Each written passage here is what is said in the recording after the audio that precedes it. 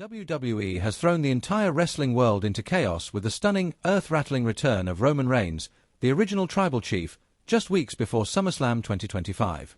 It wasn't just a comeback, it was a seismic shift that signaled war was on the horizon. Monday Night Raw didn't just play host to a return, it became ground zero for a new WWE civil war. In a main event packed with brutality, stakes, and betrayal, CM Punk and Jey Uso were left beaten and broken at the hands of Paul Heyman's monstrous new alliance, Bronson Reed and Bron Breakker. But just when it seemed like their destruction was imminent, the lights dropped, the thunder rolled, and Roman Reigns emerged from the void. The roar from the crowd wasn't just excitement, it was disbelief, anger, relief, awe. Reigns didn't walk, he stormed the ring like a god of war, unleashing a torrent of spears that sent Reed and Breakker scrambling. He didn't need words. His presence said everything. Roman Reigns is back. Not to reclaim a title, but to reclaim control. But what followed next proved that his return wasn't going to go uncontested.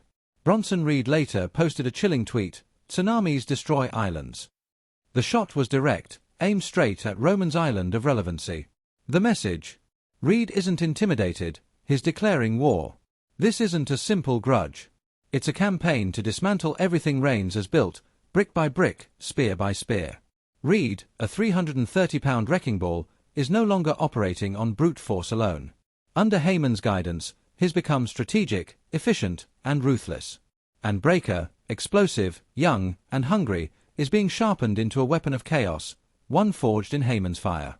And then there's the architect himself, Paul Heyman, who once molded Reigns into the head of the table and now seeks to burn that table down. But this might not be as simple as betrayal. What if this entire war is Heyman's way of reforging Roman through fire? A twisted masterclass in manipulation where pain is the lesson and legacy is the prize. Reigns once trusted Heyman to steer his empire.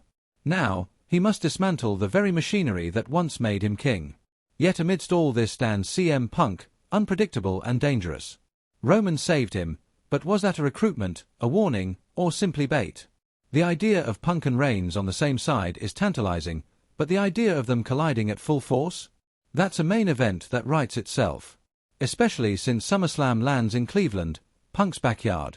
Would Roman dare strike in enemy territory? Or is he waiting, watching, calculating?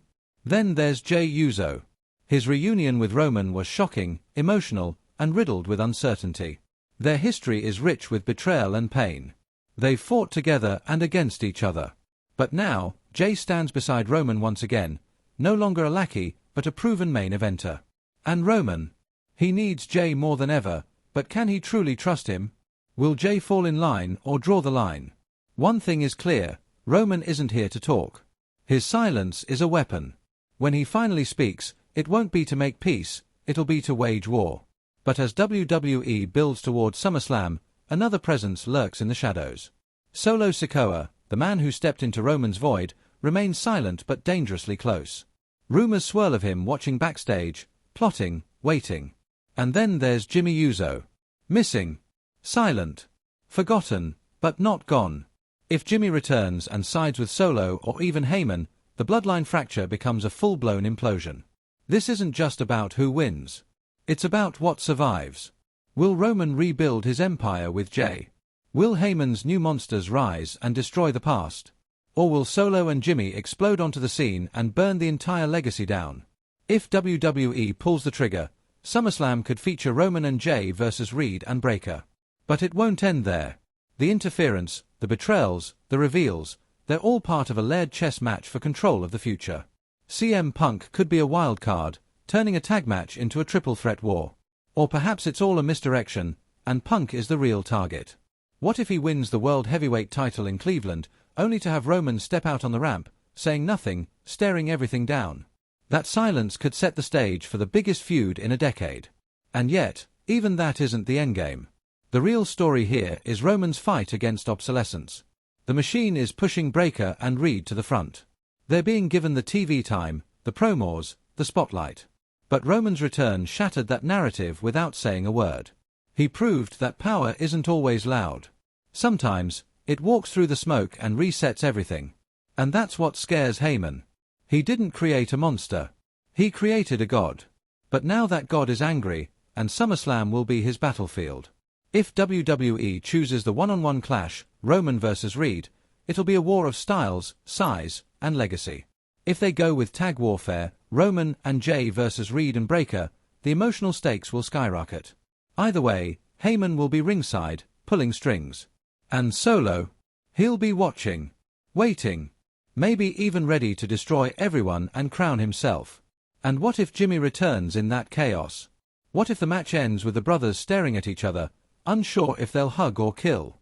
That's the kind of drama only WWE can create. Behind the scenes, creative is reportedly leaning into this war of factions angle, building a slow-burning civil war that can carry into the fall.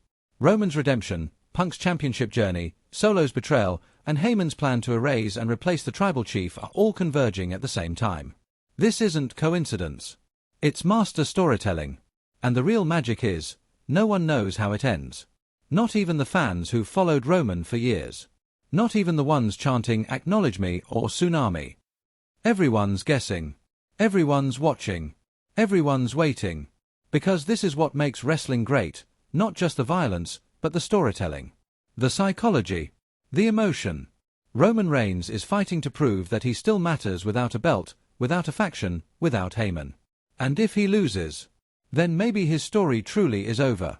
But if he wins, then the future of WWE may still belong to the tribal chief.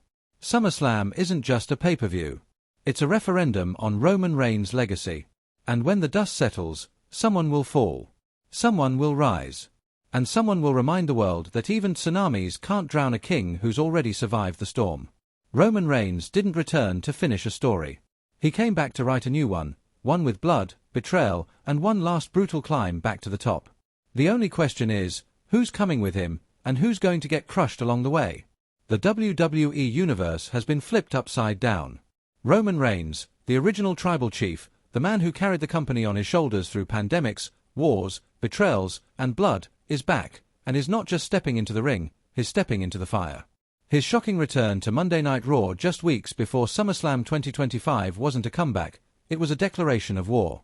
In one thunderous moment, the silence of months shattered as the arena erupted at the sound of Reigns' entrance music. CM Punk and Jey Uso were being dismantled by Paul Heyman's new monsters, Bron Breakker and Bronson Reed, when Roman descended like a storm, unleashing hell with spear after spear, turning the ring into a battlefield and reminding the world why he's not just a superstar, he's a symbol. But as the crowd erupted in chants of "Acknowledge him,"